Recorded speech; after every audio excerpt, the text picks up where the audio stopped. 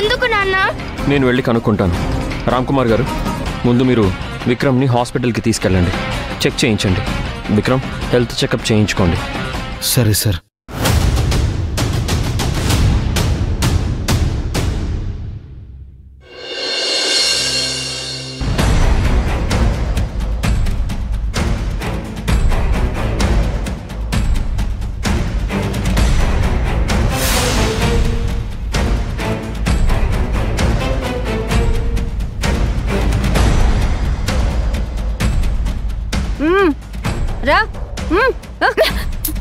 SI గారు, మీరు చాలా తప్పు చేస్తున్నారు. ఇది కరెక్ట్ కాదు. మీరు చేసింది కరెక్టా? న్యూసెన్స్ కాదా? మేం మా కర్తవ్యం నిర్వర్తిస్తున్నాము. పదండి. నా చెల్లిని చూడాలనుకోవడం న్యూసెన్సా? అది తప్పెలా అవుతుంది? వాళ్ళింట్లోకి వాళ్ళిష్టం లేకుండా వెళ్ళడం తప్పు కాదా? ఎస్ఐ గారు, మీరు పనికి మాలిన లాజిక్లు మాట్లాడుతున్నారు. పదమ్మా. అరే వదలండి. శివగం,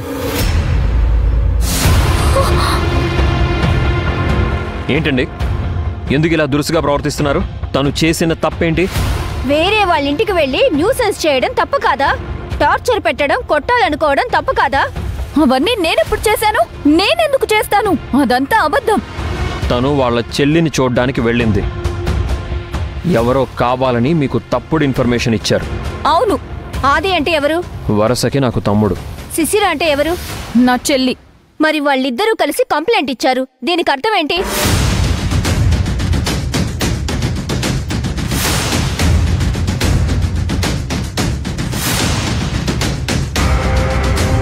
వాళ్ళని టార్చర్ పెడుతున్నారు, మీకు మెంటల్ అని చెప్పారు.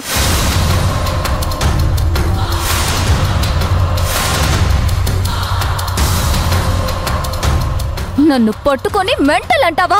నిన్ను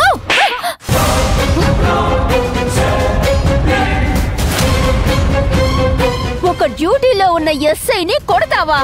నిన్ను క్షమించను. ఎవడు వచ్చి విడిపిస్తాడో చూస్తాను. ఎస్ఐ గారు, ఆగండి. మీ ఆవిడ కొడుతుంటే మీరు తమాషా చూస్తూ నిలబడ్డారా? మేం వదిలిపెట్టాం. తనేదో పొరపాటును కొట్టింది. కావాలనే కొట్టింది. ఆమె మానసిక స్థితి చూస్తుంటే అర్థం కావట్లేదా మెంటల్ అని? మంచిగా ఉన్నవాళ్ళు ఎవరైనా ఇలా చేస్తారా? ప్లీజ్ దయచేసి వదిలిపెట్టండి. ప్లీజ్.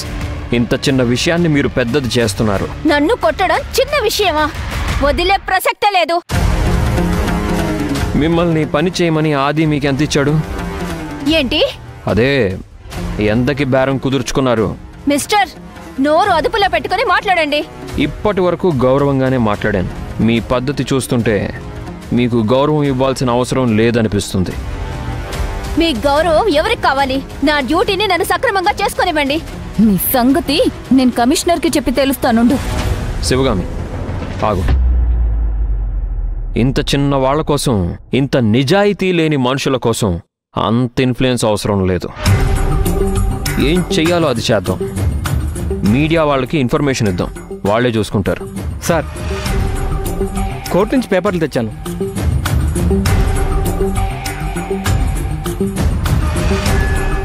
తీసుకో ఎస్ఐ. ముందస్తు బెయిల్.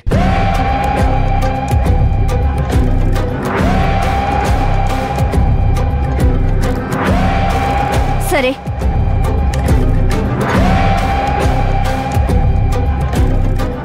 శివగామి, పద వెళ్దాం.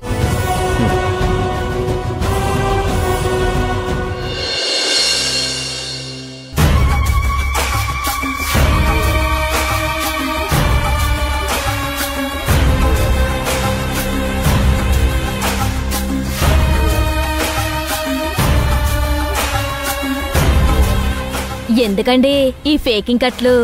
సింపతి రావాలి కదా. కోడలి దగ్గర మార్కులు మనం కొట్టేయాలి కదా. ఇక్కడ కొంచెం టమాటో సాస్ రాయి. అలాగే అండి.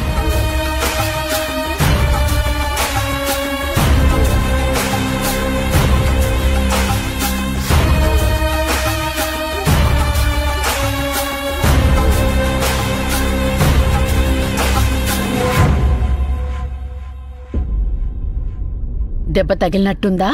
ఉందండి. అదిగో వాళ్ళు వచ్చేసారు. ఇక మొదలు పెడదాం. అయ్యో అబ్బా! మామ్ మామ్ ఏంటి దెబ్బ మామ్ అయ్యో అత్తయ్య ఏమైంది అత్తయ్య? అయ్యో అత్తయ్య ఏమైంది అత్తయ్య? చెప్పండి. దెబ్బేంటి అత్తయ్య తలకి? అమ్మా చెప్పండి అత్తయ్య. దీని గురించా?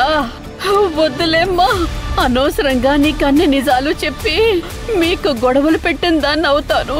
అత్తయ్య చెప్పండి అత్తయ్య ఏమైంది అత్తయ్య? ఏం లేదులేమ్మా. అత్తయ్య అయితే మీరు చెప్పారన్నమాట. అదేం లేదులేమ్మా. చారు నువ్వైనా నిజం చెప్పు. ఆయండి ఆ అమ్ముంది కదండి, ఇంటి మధ్యలోకి వచ్చి సిట్టింగ్ అండి. మేడం గారు వెళ్ళి ఏమిటి వై సిట్టింగు అని అడిగారండి. నువ్వెవతివే నన్ను క్వశ్చనింగు అని మేడం అమ్మగారిని నిలదీశారండి. మేడం అమ్మగారు మా ఇంట్లో నుంచి గెట్ అవుట్ అన్నారండి. ఇది మా సిస్టర్ హౌసింగ్, నేను పోను నువ్వే పో అని తోసారండి. అమ్మగారు గబగబా పోయి ఈ స్తంభానికి హిట్టింగ్ అండి. నెక్స్ట్ తలకి బ్లడ్డింగ్ అండి.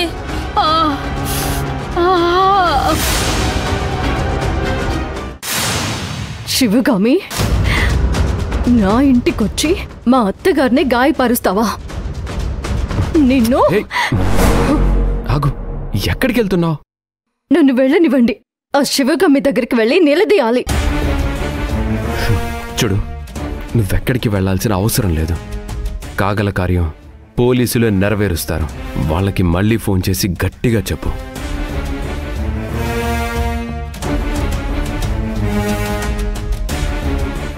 అత్తయ్యని చూస్తుంటే నా గుండె తరుక్కుపోతుంది రాజ్. మనం మన మనశ్శాంతి కోల్పోయి ఆ శివగామి గురించి ఆలోచించడం కరెక్ట్ కాదు. ఏం జరగాలో అదే జరుగుతుంది. మీ అక్కకి మన పెళ్లి అసలు ఇష్టం లేదు. అడుగడుగునా మనల్ని విడగొట్టాలనే ప్రయత్నం చేస్తూనే ఉంది. అది నువ్వు చూస్తూనే ఉన్నావు కదా. అవును రాజ్, ఎలాగైనా దీనికి చరమగీతం పాడాలి. శివగామిని మళ్ళీ ఇంటి వైపు కన్నెత్తి చూడకుండా చేయాలి. చేద్దాం, అన్నీ నిదానంగా చేద్దాం. ఆ శివగామిని ఫోన్ చేసైనా సరే తిట్టాల్సిందే, లేకపోతే నాకు మనశ్శాంతిగా ఉండదు. Phone live. వద్దు శిశిర, కంట్రోల్ యువర్ సెల్ఫ్.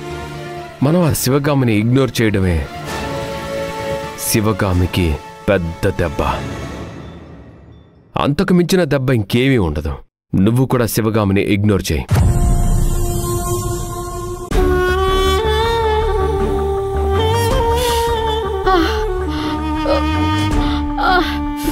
అమ్మా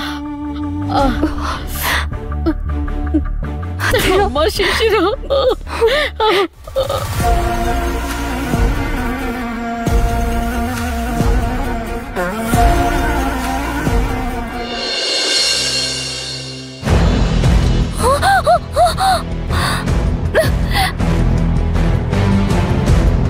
బుద్ధుందా అసలు?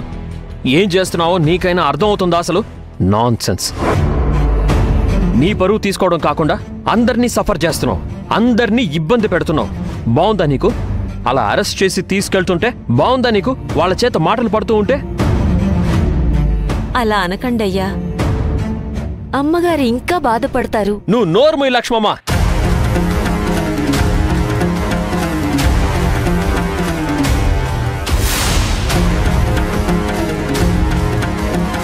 శివగామిని బయటికి వెళ్లకుండా గదిలో పెట్టి తాళం వేస్తే తాళం తీసి పంపించావు. నీకు ఆ మాత్రం ఇంగిత జ్ఞానం లేదా?